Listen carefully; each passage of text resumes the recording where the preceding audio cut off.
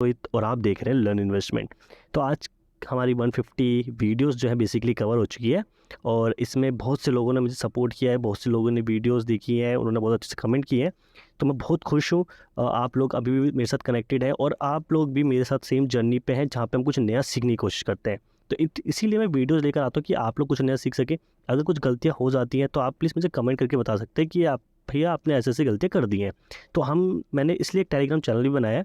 अगर आपको कुछ भी गलतियाँ लगती हैं, आपको कमेंट करने में कोई दिक्कत है, आप टेलीग्राम पे जुड़िए। हम लोग वहाँ पे कुछ नया सीखेंगे। आप लोग भी मुझे मैसेज कर सकते हैं कि ऐसा-ऐसा होना चाहिए, ऐसे-ऐसे वीडियो बनाओ, तो मैं ऐसे-ऐसे वीडियोज़ भी बनाऊँगा। बेसिकली ये आपके लिए वीडियोज़ बना रहा हूँ, मैं अपने लिए सीखने के लिए वीडियोज़ बना रहा हूँ, ठीक है? तो हम सबको सीखना है, ठीक है? सीखने की कोई एज नहीं होती है, तो हमें डेली सीखते जाना है।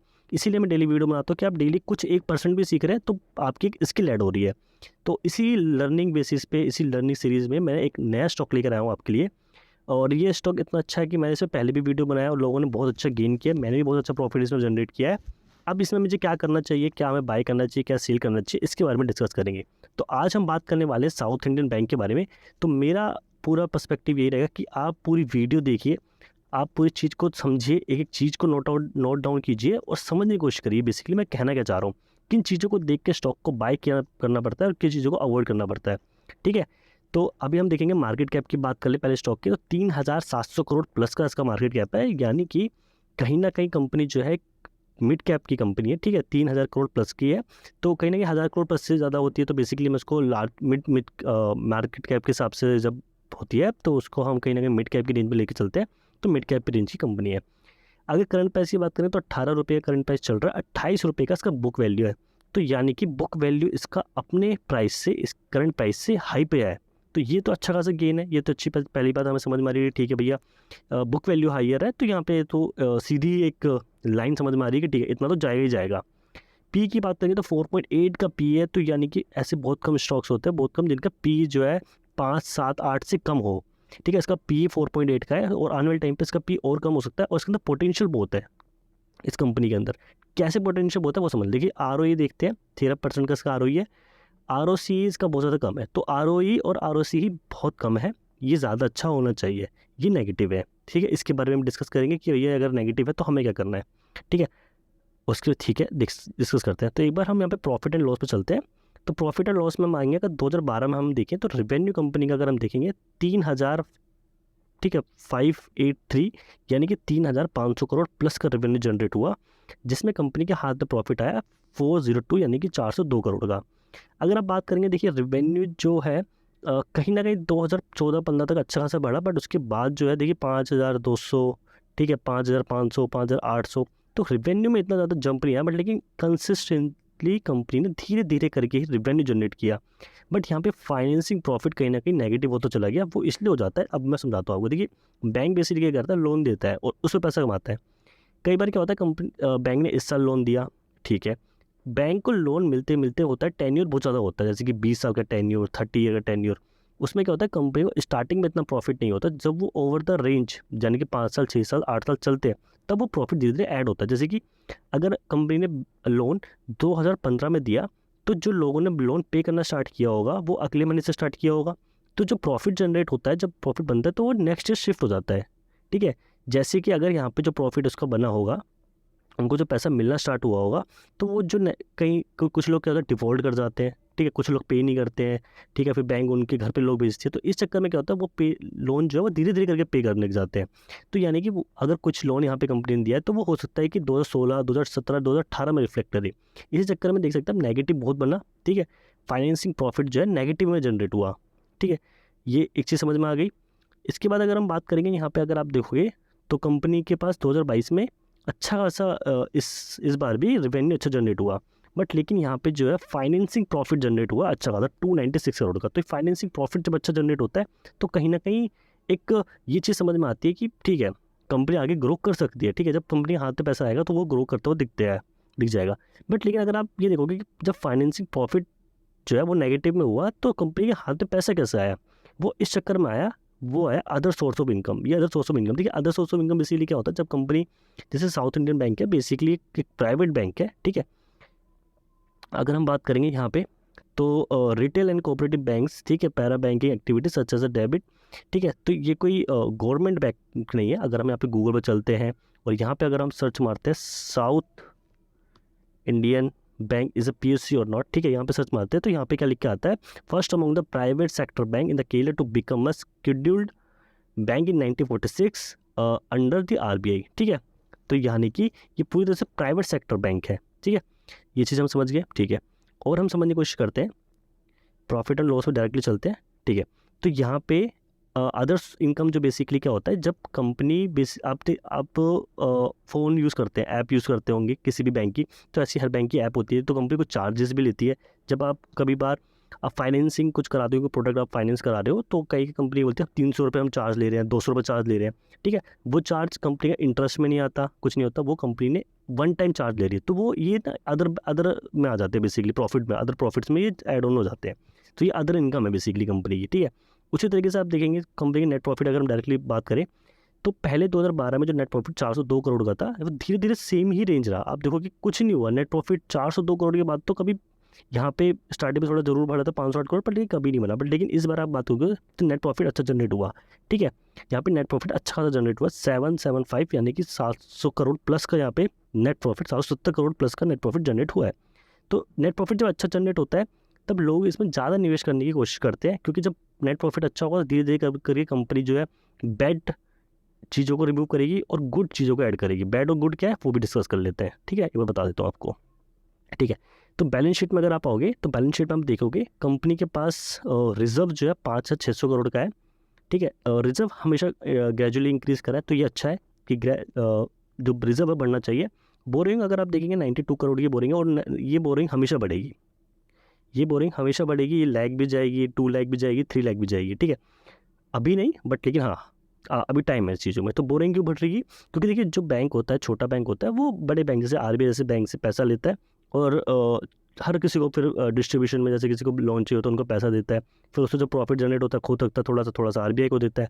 तो यानी कि क्योंकि छोटे बैंक के पास इतना पैसा नहीं होता है, तो RBI कहीं ना कहीं उनको फंड देता है और वो उस पर पैसा कमाता है, और कुछ प्रॉफिट RBI रखता है, ऐसा सीन है, ठीक है। तो ऐसे जो बेसिकली बैंकिंग सेक्टर काम करता है। अब अगर आप बात करेंगे फिक्स एसेट्स को, 752 करोड़ के फिक्स एसेट्स हैं, ठीक है, अच्छा है। इन्वेस्टमेंट बहुत अच्छी कर रखी है, 21,000 करोड़ प्लस की इन्वेस्टमेंट। और अगर आप फिक्स एसेट बात करेंगे, फिक्स एसेट और प्लस इन्वेस्टमेंट दोनों ही बढ़िया है। बट लेकिन आप बात करेंगे, देखिए एक बैंक के बाद फिक्स एसेट्स में क्या हो सकता है, तो कहीं ना कहीं फर्नीचर्स हो जाते हैं, प्लस बिल्डिंग हो गई, ठीक है। बिल्डिंग जो होती है खुद की होती है बेसिकली, तो ये फिक्स एसेट्स होते हैं, क्योंकि बिल्डिंग का प्राइस हमेशा ग्रेजुअली इंक्रीज करेगा जहाँ पे भी उन्होंने ले रखी है। बिल्डिंग का प्राइस नहीं, बट लेकिन जो लैंड उन्होंने ले रखी होगी तो लैंड का प्राइस भी इंक्रीज़ करेगा, बिल्डिंग का प्राइस भी कहीं ना कहीं इंक्रीज़ करता है, ठीक है। तो ये तो एसेट्स ही बेसिकली काउंट होते हैं। अब हम बात कर लेते हैं शेयर होल्डिंग पैटर्न की, जो कि नेगेटिव है मेरे हिसाब से। अच्छा, बट इस नेगेटिव में क्या पॉजिटिव है वो भी समझ लेते हैं। 2020 में अगर आप बात करेंगे जून में, और 2021 के जून में आप बात करेंगे, तो यहाँ पे फिर FIs की होल्डिंग कहीं ना कहीं डिक्रीज़ हुई थी, जिस वजह से स्टॉक का प्राइस थोड़ा सा कहीं ना कहीं नीचे आया था। उसके बाद 2021 से हम हटके अगर हम मार्च के 2022 में जाएंगे तो यहाँ पे होल्डिंग जो है ऑलमोस्ट सेम है। बट लेकिन आप मार्च से 2023 के मार्च में जाएंगे तो यहाँ पे बिल्कुल ही FIs ने पैसा डबल कर दिया। यानी कि जो कंपनी जो FIs के पास 7% की होल्डिंग थी, आज वो 14% प्लस की होल्डिंग बन चुकी है। DIs की होल्डिंग की बात करेंगे तो DI ने अपनी होल्डिंग्स को कम किया, ठीक है। पहले उनकी होल्डिंग बहुत कम थी, बट लेकिन 2022 में होल्डिंग काफ़ी अच्छी बनी, पर उसके बाद उन्होंने धीरे करके अपनी होल्डिंग्स को कम किया, बट लेकिन अभी भी वो अपनी होल्डिंग्स को बढ़ा रहे हैं।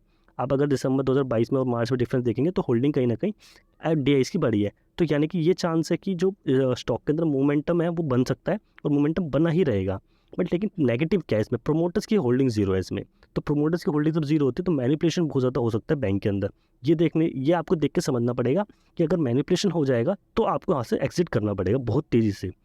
पब्लिक इन्वेस्टर्स की होल्डिंग बहुत ज़्यादा है, ये बहुत नेगेटिव पॉइंट है मेरे हिसाब से।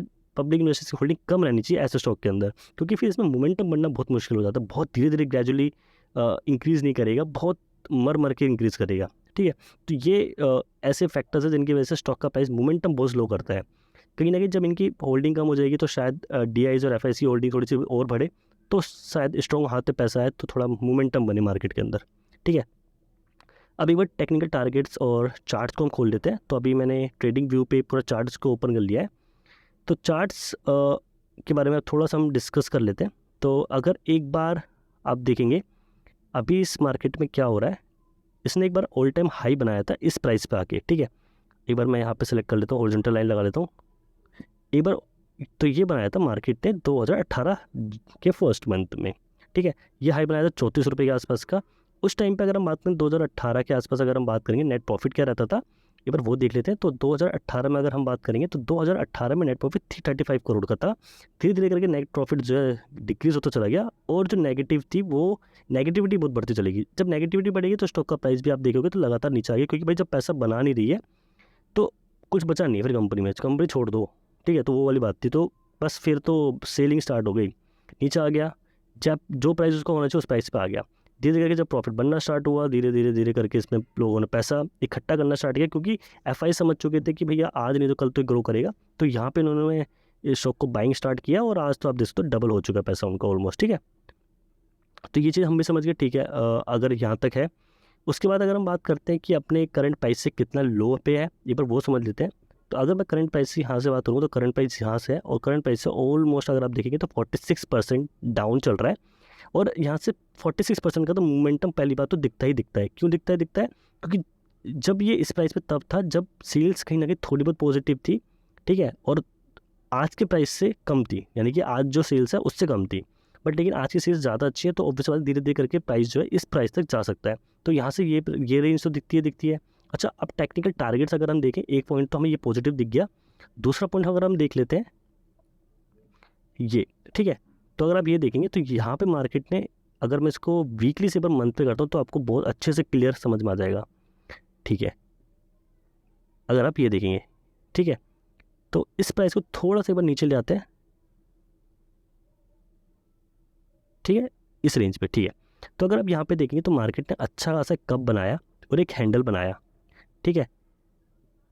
और आप देखेंगे यहाँ पे वॉल्यूम, आप देखिए पहले वॉल्यूम कितनी डाउन थी, धीरे धीरे करके वॉल्यूम बढ़ना स्टार्ट हुई। यहाँ से देखिए वॉल्यूम बनी, और अच्छा खासा यहाँ से 3 से 4 महीने के अंदर अच्छा खासा मूव मिला।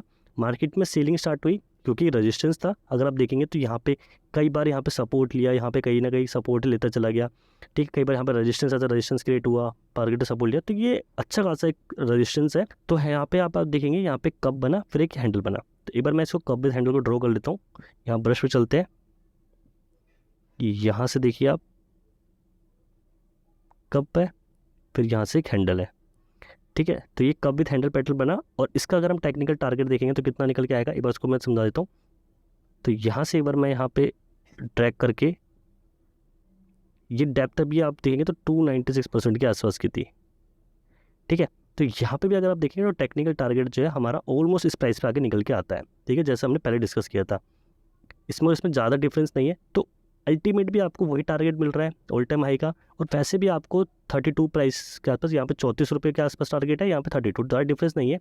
तो अगर आप यहाँ तक भी सेल करेंगे तो आपको यहाँ पे 74% का गेन मिल सकता है। बट लेकिन गेन मिलेगा कैसे, देखिए अभी जिस प्राइस पे, अगर आप इस प्राइस पे बाई कर जाते हैं तो होता क्या है कि आपको वेट करना पड़ेगा at the end of this month, यहाँ पे क्लोजिंग मिलेगी। क्लोजिंग मिलने के बाद क्या कर सकते हैं, हो सकता है अगले महीने मार्केट दोबारा ऊपर जाए, फिर दोबारा नीचे आकर रिटेस्ट करे इस लेवल को, और यहाँ से आके अच्छा खासा मूवमेंट दिखा दे, यहाँ तक आ सकता है।